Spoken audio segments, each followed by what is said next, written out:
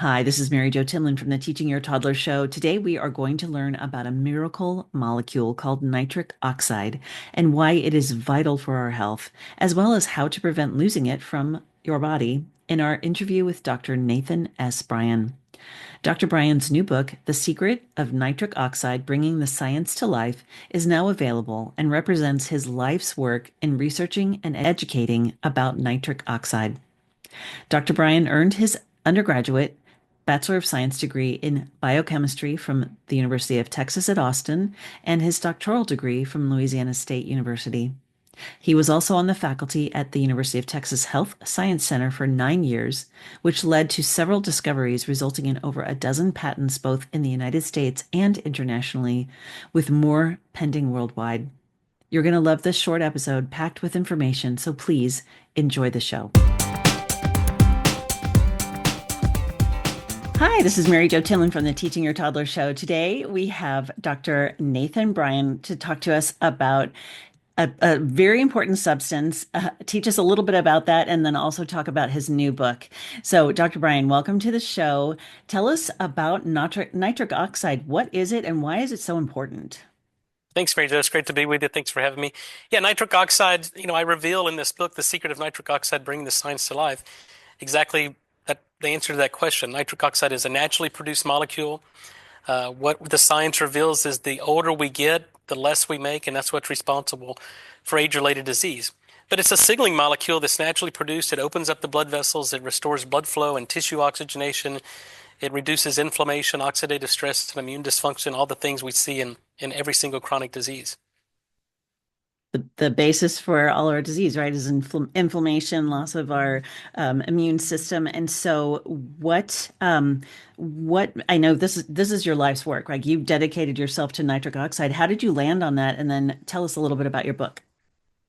Well, I've always been interested in science and medicine. After I got a degree in biochemistry from the University of Texas, I went to LSU School of Medicine where I was working on a PhD in molecular and cellular physiology, and a Nobel Prize had just been awarded for the discovery of nitric oxide in 1998. So we knew that this was an important area of research. There were still a lot of unanswered questions.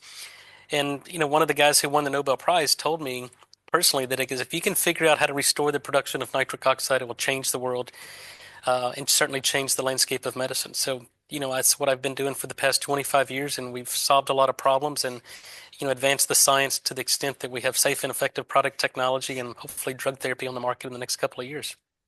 That's amazing. And so, so you wrote your book. It's coming out as we record this today on February 24th, 2025. Tell us a little bit about the book itself. What's in the book and what will people learn?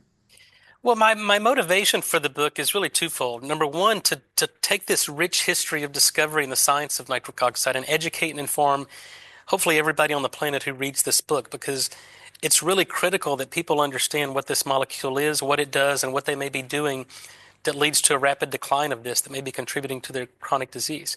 And then number two was to weave in this personal story, my story of discovery and research, and really how we've been able to take the basic science and translate that into safe and effective product technology and drug therapy, and really highlight the hurdles we've had to overcome, the obstacles, really the opposition from big pharma, and really to hopefully motivate and inspire people to, stick to your dreams, follow your dreams, and never give up and never give in. That's amazing. I know that there are some ways that we deplete that in our bodies, and then there's ways that we can build that. So can you give us a couple of those ideas? Yeah, really what I try to inform is, you got to do two things. Stop doing the things that we know disrupt the natural production of nitric oxide, and then start doing the things that we know are clinically proven to restore it and activate it. So if you eliminate things like mouthwash, get rid of fluoride in your toothpaste, because these are what we call antiseptics. They're killing the microbiome, the non-pathogenic commensal bacteria that live in and on our body that are responsible for partly producing nitric oxide gas. The other thing that's come to the fore is, use of antacid drugs, things like proton pump inhibitors, completely shut down the body's ability to produce nitric oxide. Now what we're finding is that people who have been on these drugs for 3 to 5 years have about a 40% higher incidence of heart attack, stroke, and Alzheimer's. So we have to get rid of antiseptic mouthwash. We have to remove fluoride, our fluoride exposure, and patients must talk to their physicians on how to wean off antacids. Now the body's primed to make nitric oxide on its own. So moderate physical exercise, throw in some more green leafy vegetables, eliminate sugar, simple carbohydrates, things that lead to a spike in blood sugar and insulin, and then 20, 30 minutes of sunlight exposure a day. And sometimes it can be that simple. Wow. So nitric oxide, it's a science, it's a production, right? Is it like vitamin D in that way? Like our bodies are producing it in some way? Yeah, it's a gas. It makes it I an guess. interesting molecule that's naturally produced. But once it's produced, it's gone in less than a second. But it's a signaling molecule. It activates a number of second messenger systems. So, the cells in the body communicate. And the analogy is in a string of dominoes. If you knock down that first domino, everything else follows. Nitric oxide is that first domino. Without nitric oxide being produced, you lose this second messenger system. You lose the ability to dilate the blood vessels and regulate blood flow. You get out of control inflammation, oxidative stress, and immune dysfunction. And that's what we know leads to chronic disease. Wow, I love that analogy of the dominoes. That really brings it home. I think. Thank you so much, Dr. Bryan. How do we find you? How do we find your book?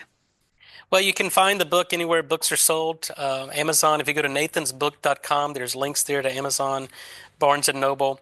I highly encourage people to just get educated, get informed. I've got a YouTube channel, Dr. Nathan S Bryan, Nitric Oxide, where we provide the latest up-to-date information and science on nitric oxide. And then, for those of you interested in safe and effective nitric oxide product technology, it's n1o1.com. That's the letter N, number one, letter O, number one.com. Excellent. We'll make sure that these links are in our show notes so people can find you. I'm definitely going to look that up. I've been taking nitric oxide, but I'm very interested in your product too. So thank you so much for joining us today. It's been a pleasure to speak to you. Thank you, Mary Jo. This has been the Teaching Your Toddler podcast with Mary Jo Tinlin. Thank you so much for joining us today. I hope you'll find us on our website at teachingyourtoddler.com, as well as on Facebook at Teaching Your Toddler, on Instagram, and on Twitter at Teaching Toddler. So join us again, and I hope you have a wonderful week. Thank you so much.